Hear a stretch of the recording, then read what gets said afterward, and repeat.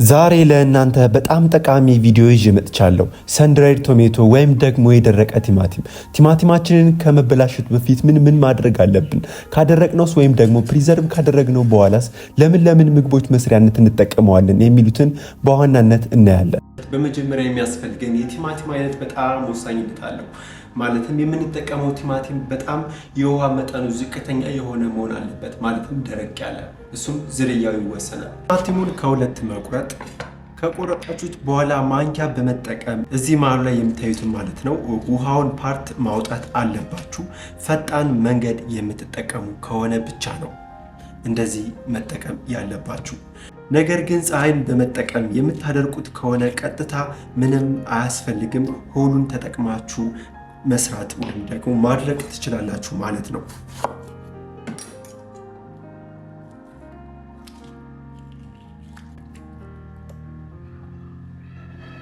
የምንፈልገውን የቲማቲም መጠን እንደዚህ አድርገን ካዘጋጀን በኋላ ቀጥታ ቦላችን ላይ መጨመር ነው።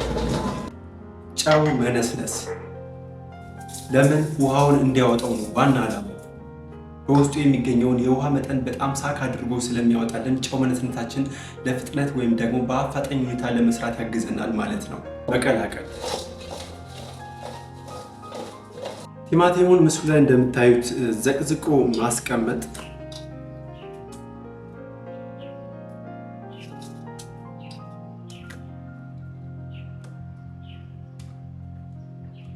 በከፍተኛ ፍጥነት ቲማቲሙ ውሃውን እንዲያወጣ ይገደዳል ወይም ደግሞ ይወጣል ማለት ነው። በውስጡ ያለው የውሃ መጠን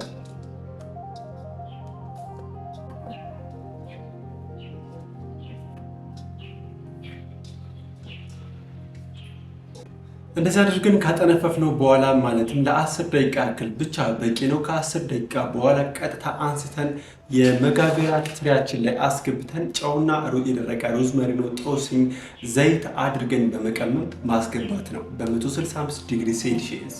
ቲማቲሙን እንደዚህ እንደምታዩት ማለት ነው ምስሉ ላይ እንደምትመለከቱት ገልብጠን እናስቀምጠዋል። ምክንያቱም እሳት በደንብ እንዲያገኘው ነው። ሁለተኛ ደግሞ የምንፈልገውን ቴክስቸር ማለትም ከደረቀ በኋላ እንድናገኝ ታስቦ ነው ማለት ነው። እንደዚህ ገልብጠን ማስቀመጣችን ዋና ምክንያት የሆነበት የተፈጨ ጦስኝ ወይም ደግሞ ደርቆ የተፈጨ የጦስኝ ዱቄት ወይም ፓውደር፣ እሱን እላዩ ላይ መነስነስ ነው።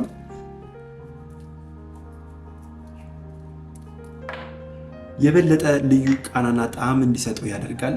የተፈጨ ማለትም ደርቆ የተፈጨ የሮዝመሪኖ ዱቄት፣ እሱንም እንጨምራለን።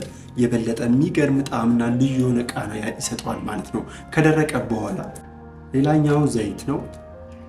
እንደዚህ ማፍሰስ። ይህንን ይመስላል። ቀጥታ ወደ ኦቨናችን ማስገባት ነው። የቲማቲሙን መሃል ወይም ደግሞ ስጋውን ፓርት ማለት ነው 95% ነው ውሃ የሚይዘው። ስለዚህ ይህንን ወደ ጁስ እንቀይረዋለን ማለት ነው። ወይም ደግሞ እናንተ የተለያዩ ሶሶችን መስራት ትችላላችሁ። ለምሳሌ እንደ ሳልሳ ወይም ቶሜቶ ሳልሳ፣ የነዚህን ሶሶች መስራት ይቻላል። አሁን የሚገርምና ልዩ የሆነ የሀበሻ ጁስ እንሰራለን። ሀበሻ በሉት፣ በጣም ገራሚና ልዩ የሆነ የጁስ አይነት ነው። ማንም ያላሳያችሁን ዛሬ የቲማቲም ጁስ አሰራር ታያላችሁ። የሀበሻ ጁስ ገራሚ ጁስ ነው። በመጀመሪያ ቲማቲሙ፣ ሌላኛው ቃሪያ በጣም ገራሚና ልዩ የሆነ ጣዕም ይሰጠዋል። በተለይ ደግሞ አሪፍና የሀበሻ ይዘት እንዲኖረው ያደርጋል ማለት ነው። ቃሪያ በመጨመራችን የሚያቃጥል ነገር ይኖረዋል ማለት ነው፣ ትንሽዬ ስፓይሲ። ስለዚህ ፍሬውን በጣም የሚያቃጥላችሁ ከሆነ ፍሬውን ማውጣት ትችላላችሁ። አለበለዚያ ግን ሁሉንም መጠቀም ትችላላችሁ። ነገር ግን እኔ ፍሬውን አውጥቼ ነው የምጠቀመው ማለት ነው። በጣም የሚያቃጥል ከሆነ ልጣጩን ብቻ መጠቀም። ሌላውና ልዩ የሚያደርገው ኪውከምበር ገርደፍ አድርገን መጨመር። ቁንዶ በርበሬ የሚገርምና ልዩ ቃና ይሰጠዋል። ሌላውና በጣም አስፈላጊው አሞሌ ጨው። ነገር ግን አሞሌ ጨውን ስትጠቀሙ እናንተ በጣም ኢቫፖሬት ወይም ደግሞ በውሃ በማፍላት ወይም ደግሞ ነጭ እስኪሆን ድረስ በመስራት ነጭ አድርጋችሁ ማለትም ፒዩሪፋይድ አድርጋችሁ መጠቀም ትችላላችሁ። መጠቀም ያለባችሁ እንደዛ ነው። ምክንያቱም በውስጡ አቧራነት ወይም ደግሞ የአቧራነት ይዘት ስላለው ማለት ነው። አሁን እሱን እንጨምራለን። ፐርፌክት። ያዘጋጀነውን ውህድ የጁስ ጆጋችን ላይ መጨመር። ውሃ ሳይበዛ እንጨምራለን። ነገር ግን ውሃ በምትጨምሩበት ሰዓት በጣም ማነስ አለበት። ምክንያቱም እነዚህ ግብአቶችም የውሃ መጠናቸው ከፍተኛ ስለሆነ ነው። ነገር ግን እናንተ እንደምትፈጩበት ማሽን ይለያያል። ብቻውን መፍጨት ትችላላችሁ ማለት ነው። ውሃ ሳይበዛ እንጨምራለን።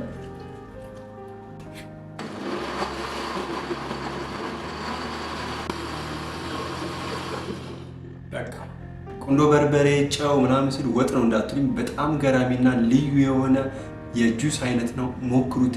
ደግሞ ቲማቲም በቀላሉ መገኘት የሚችልና በቀላሉ ሊሰሩት የምትችሉት እንዲሁም ሁሌ ሊጠጡት የምትችሉት የቲማቲም አይነት ነው። ማጥለል።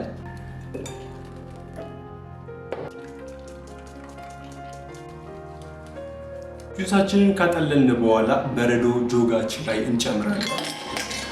ልዩ የሆነ ዕቃ ነውና በጣም የሚገርም ጣፋጭነቱ የሚታወቀው በቀዘቀዘ ቁጥር ነው። ስለዚህ መቀዝቀዝ አለበት። በረዶ ደግሞ አስፈላጊ ነው። ወይም ደግሞ በረዶ ከሌለ ቀጥታ ፍሪጅ ውስጥ ማስቀመጥ አለብን፣ ወይም ቀዝቃዛ ቦታ።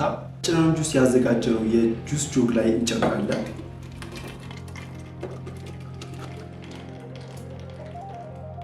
ዋው!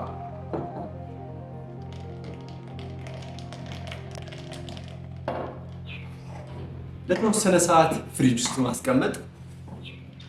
ሌላው ጁሱን ፈጭተን ከጨረስን በኋላ የሚቀረውን ይህን ምስሉ ላይ የምታዩትን ማለት ነው የሚገርም ምግብ እንሰራዋለን። በጣም አሪፍ ጣፋጭና ሀበሻዊ ይዘት ያለው ልዩ የሆነ ቃናና ገራሚ ልትወዱት የምትችሉት አይነት ምግብ እንሰራለን። በመጀመሪያ ቦውላችን ላይ እናደርጋለን። ነጭ ሽንኩርት አድቀን መክተፍ፣ ሽንኩርታችንን መጨመር፣ አነስ ያለ ቀይ ሽንኩርት፣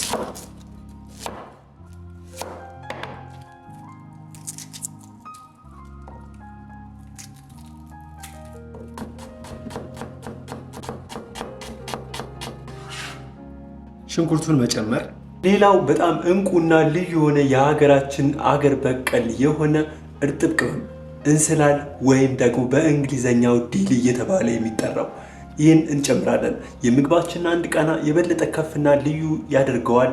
ጨምሩበት፣ በጣም ተወዱታላችሁ። ልዩ ነው የሚያደርገው። እንስላሉን መጨመር። የሎሚ ጁስ፣ ጨው ይፈልጋል፣ ቁንዶ በርበሬ፣ የኑግ ዘይት፣ ዋው! መቀላቀል።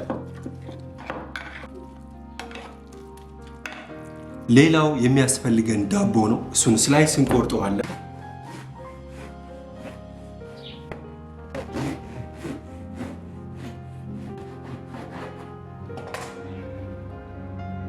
ያዘጋጀነውን ውህድ እላዩ ላይ መጨመር ታይት ማለት ነው። አሁንም መጨመር። ይሄንን ይመስላል። በጣም ልዩ ግሩም የሆነ ቃና ያለው በጣም እንደምትወዱት እርግጠኛ ነኝ። አሁን በደንብ ቀዝቅዘዋል። ሚክስ እናደርገዋለን። ምክንያቱም ውሃው ከስር ስለሚጠል ነው እንደዛ የምናደርገው። ዋጫ ዋው!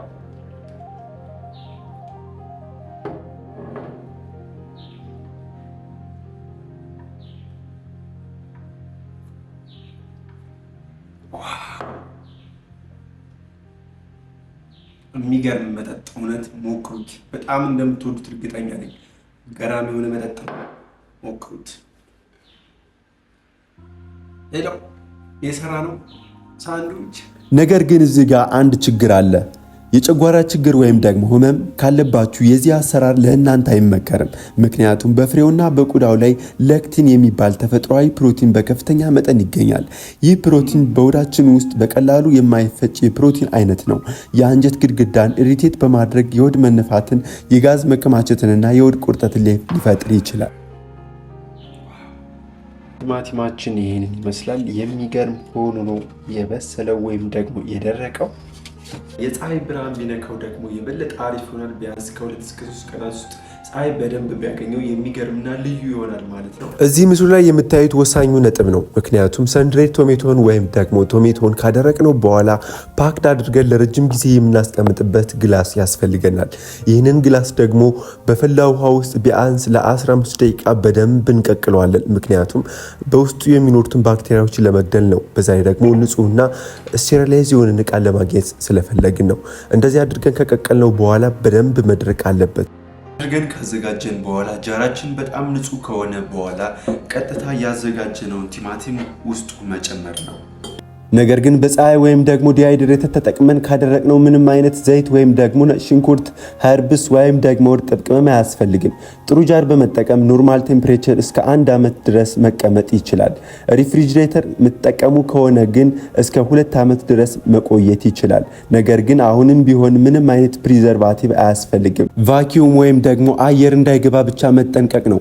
ምክንያቱም ክሎስትሪዲየም ቦቱሊነም በሚባለው ባክቴሪያ ስለሚጠቃብን ነው። ሌላው እንደዚህ አድርገን ከሰራ በኋላ ለምን እንጠቀመዋለን ነው ዋናው ነገር። የፓስታ ሶስ፣ ሪዞቶ ሶስ፣ የዶሮ፣ የስጋ፣ የአሳ ሶሶችን ለመስራት ያስፈልገናል። ፒዛና ሳንድዊቾችን ለመስራት፣ ፔስቶና ዲፕ ሶሶችን ለመስራት፣ ሳላድ ላይ በተለይ ደግሞ ቲማቲሙን ፕሪዘርቭ ያደረግንበትን ዘይት መጠቀም ለሳላዱ ልዩ ቃናና ጥሩ ጣዕም ይሰጠዋል። የተከተፈ ነጭ ሽንኩርት ምንም አይነት እርጥበት መኖር የለበትም። ደረቅ ነው መሆን ያለበት። ሮዝመሪ ነው፣ እሱም በተመሳሳይ ምንም አይነት ውሃ መንካት የለበትም።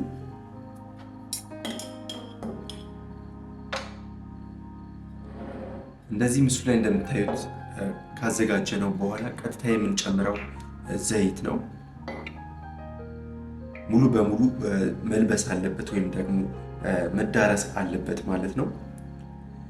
እዚህ ጋር ተመልካቾች ዘይቱን ከጨመርን በኋላ ማለትም የተጠቀምነው ቲማቲሙ ካለቀ በኋላ ማለት ነው መድፋት የለብንም። ምክንያቱም መልሰን ለተለያዩ ምግቦች ማባያነት መጠቀም እንችላለን። በተለይ ደግሞ ዳቦ ቶስት ለማድረጊያ ወይም ደግሞ ሌሎችን ሶሶችን ማለት ነው ለመስራት ሱፕ ላይም እንደዚሁ ጨምረን አድ እያደረግን መጠቀም እንችላለን ማለት ነው። እዚህ ጋር ተመልካቾች ነጭ ሽንኩርትና ሮዝመሪ ነው አድርጋችሁ ከተጠቀማችሁ እስከ ወር ድረስ ብቻ ነው የሚቆየው። ነገር ግን እርጥብ ቅመሙንና ነጭ ሽንኩርቱን ካስወጣችሁት እስከ 3 ወር ድረስ መጠቀም ትችላላችሁ። የሚቀመጠውም ኖርማል ፍሪጅ ነው። ሮዝመሪ ነው ከነጭ ሽንኩርቱ ጋር መቀላቀል አለብን። ዋው!